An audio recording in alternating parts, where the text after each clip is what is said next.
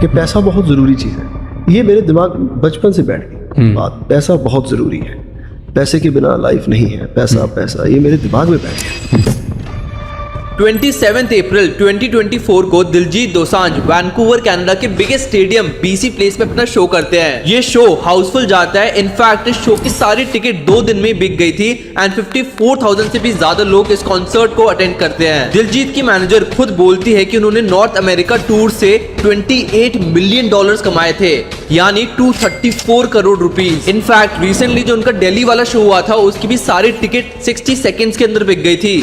सोचो, हजारों tickets 1 minute से भी अंदर सारी सोल्ड आउट। एक बार आप टिकट्स का प्राइस गेस करो, 1,000 रुपए, 2,000 रुपए नहीं भाई, 5,000 से लेकर 20,000 रुपए की टिकट्स मिल रही थी। और उससे भी ज्यादा इंटरेस्टिंग बात यह है कि यही सेम टिकट्स रीसेल में 40,000 की मिल रही थी, मतलब ऑलमोस्ट डबल। और यूएसए में तो कुछ रीसेल की टिकट्स 54 लाख तक की बिकी हैं। आज दिलजीत दोसांझ सिर्फ पंजाब के नहीं बट इंडिया के बिगेस्ट स्टार है। उन्होंने कनाडा, यूके, यूएसए जैसी कंट्रीज में पूरे के पूरे स्टेडियम सोल्ड आउट किए हैं। एड शीरन और सिया जैसे बड़े इंटरनेशनल स्टार ने उनके साथ कोलैब किया है। इनफैक्ट वो इंडिया के पहले ऐसे आर्टिस्ट है जिसने कोचेला जैसे बड़े प्लेटफॉर्म पर परफॉर्म किया है। एंड उनकी गोट एल्बम तो बिलबोर्ड टॉप 5 में कई महीनों तक थी। पर इस सब की शुरुआत हुई थी पंजाब के एक छोटे से गांव दोसांझ से, जहां से दिलजीत को अपना सरनेम भी मिलता है। एंड आज की इस वीडियो में यही डिस्कस करेंगे कि कैसे एक छोटे से गांव का आर्टिस्ट जो पहले गुरुद्वारे और शादियों में गाता था आज वर्ल्ड वाइड फेमस है। जहां मोस्टली सिंगर्स का करियर 4-5 साल में फेड आउट हो जाता है, वहीं दिलजीत ने ऐसा क्या किया कि वो 22 साल से रेलेवेंट है एंड हर साल उनका करियर एक्सपोनेंशियली ग्रो करता है। एंड वो पैसा कैसे कमाते हैं एंड अगर कमाते हैं तो कहां से कितना,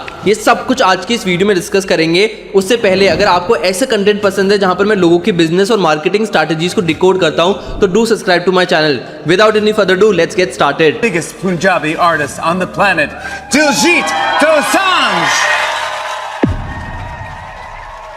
जलंधर के छोटे से पिंड दोसांझ में दिलजीत का जन्म हुआ एंड वो एक लोअर मिडिल क्लास फैमिली से बिलोंग करते थे। उनके पापा पंजाब रोडवेज में बस ड्राइवर थे एंड उनकी मम्मी एक हाउसवाइफ। उस समय उनकी फैमिली की टोटल इनकम महीने की सिर्फ 5,000 रुपए थी। इतने छोटे से गांव में इतनी कम इनकम होने की वजह से दिलजीत को 11 साल की ही उम्र में लुधियाना भेज दिया गया उनके मामा के पास। और फिर यहीं से शुरू हुई दिलजीत की म्यूजिकल जर्नी। अपने मामा से उन्होंने 2-3 इंस्ट्रूमेंट सीखे, थोड़ी बहुत सिंगिंग सीखी। फिर अपनी फैमिली की फाइनेंशियल बर्डन को कम करने के लिए दिलजीत ने लोकल शादियों में एंड गुरुद्वारे में धीरे धीरे गाना शुरू किया। जिस एज में मोस्टली बच्चे बोर्ड्स का एग्जाम दे रहे थे, उस एज में दिलजीत दिन रात काम कर रहे थे। मैंने दिन रात काम किया है। हमारे पास कोई भी शो आया, मैंने कभी वापस नहीं मोड़ा।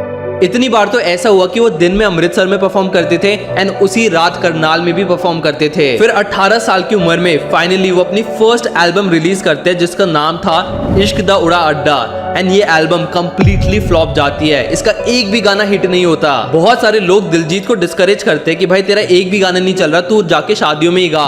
बट दिलजीत हार नहीं मानते एंड 2 साल बाद एक और एल्बम रिलीज करते जिसका नाम था स्माइल एंड उसके 2 साल बाद एक और एल्बम रिलीज करते जिसका नाम था चॉकलेट। ये 2 एल्बम काफी ज्यादा अच्छा परफॉर्म करती है एंड इसकी वजह से दिलजीत को पंजाब में थोड़ी बहुत रिकॉग्निशन मिलनी शुरू हो जाती है। बट उनकी लाइफ में टर्निंग पॉइंट जब आया जब वो हनी सिंह से मिले।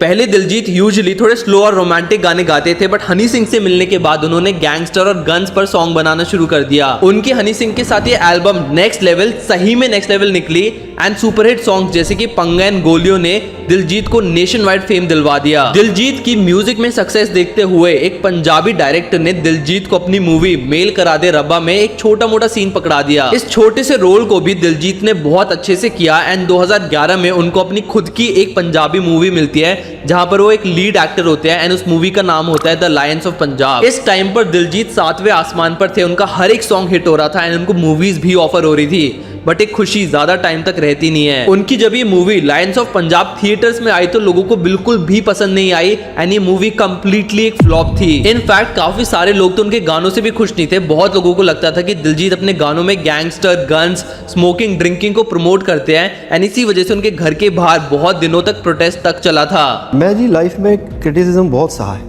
पहले मैं एक ऐसा आर्टिस्ट था पंजाबी जिसके घर के बाहर प्रोटेस्ट हुआ था। क्यों? किसी गाने को लेके 2 साल गाना हिट रहा, बहुत लोग नाचते रहे, उसके बाद प्रोटेस्ट हुआ, उसके बाद बहुत लोगों ने कई कुछ करने की ट्राई की मेरी लाइफ में, मेरे करियर में। ये दिलजीत की लाइफ में सबसे बड़ा टर्निंग पॉइंट था एंड इस पॉइंट से उन्होंने डिसाइड किया कि वो कभी भी गैंगस्टर से रिलेटेड सॉन्ग्स नहीं गाएंगे। दूसरी चीज कि वो कभी भी अपनी पर्सनल लाइफ को पब्लिक नहीं करेंगे एंड फाइनली वो सिर्फ एक ही चीज पर फोकस करेंगे जिसमें वो सबसे ज्यादा अच्छे हैं एंड वो है सिंगिंग। फिर उन्होंने 2011 से लेकर 2016 तक सिर्फ और सिर्फ अपने म्यूजिक पर फोकस किया एंड बहुत सारे हिट सॉन्ग्स भी दिए, जैसे Patiala pack, 5 Tara, do you know, ये सारे हिट सॉन्ग्स दिए एंड इसके बाद उनका नेशन वाइड फेम और ज्यादा बढ़ गया। इनमें से काफी सारे सॉन्ग्स वो बॉलीवुड को भी बेचते हैं एंड फाइनली 2016 में उनको एक बॉलीवुड मूवी उड़ता पंजाब में छोटा मोटा रोल मिल जाता है जिसको दिलजीत बहुत अच्छी तरीके से करते हैं एंड इस रोल के लिए उनको फिल्म फेयर तक मिलता है। गाने और मूवीज आती जाती रहती है एंड कुछ ही सालों में दिलजीत अपनी खुद की एक बहुत बड़ी इमेज बना लेते हैं बॉलीवुड में। दिलजीत एक से एक बड़ा गाना रिलीज करते हैं, बहुत सारी मूवीज में एक्ट करते हैं, बहुत सारी ब्रांड डील्स तक करते हैं। इसी बीच दिलजीत सबसे ज्यादा पैसे कमाते हैं, इतने ज्यादा पैसे कि वो खारन बैंड्रा जैसी जगह में 12 करोड़ का घर ले लेते हैं एंड इसी टाइम पर दिलजीत 3 करोड़ की मर्सिडीज लेते हैं, 2 करोड़ की पॉर्श लेते हैं, 70 लाख की BMW लेते हैं, बहुत सारी और भी चीजें लेते हैं। बट दिलजीत को रियलाइज होता है कि उनकी ग्रोथ अब स्टैग्नेंट हो गई है। उनको इंडिया में तो बहुत सारे लोग जानते थे बट फॉरेन में वर्ल्ड वाइड उनकी टिकट्स की सेल बहुत ही कम थी। पर फिर आता है 2020 जो कि दिलजीत की लाइफ में सेकंड टर्निंग पॉइंट था। 2020 में आपने कहा था कि आपकी लाइफ 2020 में चेंज हो गई थी, आपका एक सोचने का तरीका चेंज हो गया। बिल्कुल। क्या हुआ था ऐसा 2020 में जो आपका तरीका सब चेंज हो गया सोचने का लाइफ के प्रति? वो कंट्रोवर्शियल है, नहीं बता पाऊंगा। ठीक है। हाँ, तो वो समझ आना भी मुश्किल है। तो अभी मेरे लिए दुनिया बदल गई सारी की सारी। मतलब ऐसे आप सोचो कि आपने किसी को पानी से निकाल के धरती पे खड़ा कर दिया या धरती से निकाल के पानी में फेंक दिया, इतना बदल।